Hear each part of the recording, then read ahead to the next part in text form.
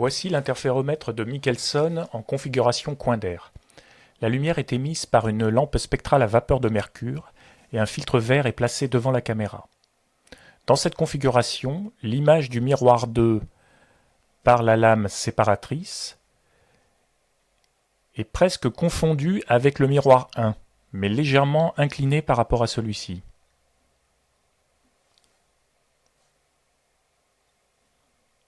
On obtient ainsi un coin d'air.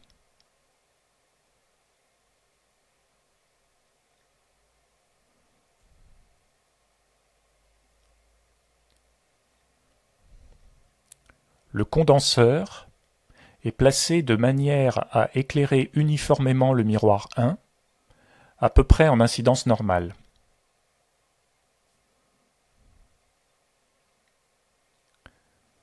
En sortie de l'interféromètre, une lentille fait l'image du coin d'air sur le plan d'observation, c'est-à-dire l'image du miroir 2 et du miroir 1. Nous partons de la situation de contact optique, où le coin d'air a un angle pratiquement nul.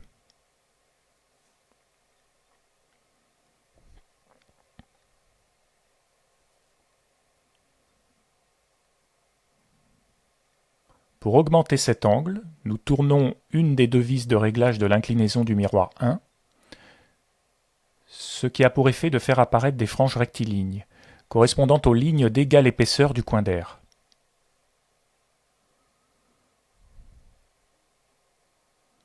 Si on augmente encore l'angle du coin d'air, l'interfrange diminue.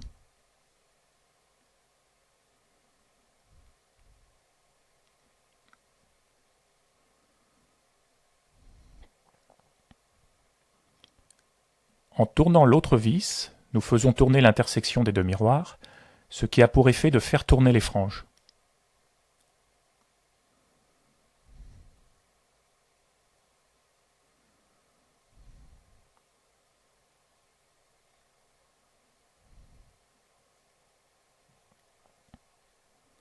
Voyons l'effet de la translation du miroir 1. Dans un premier temps, les franges défilent mais sont toujours bien contrastées.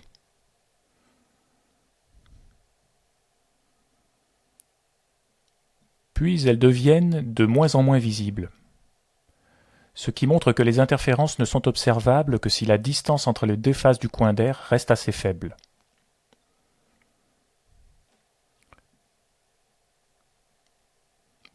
Pour finir, nous revenons à une position du miroir 1 où le contraste est très bon.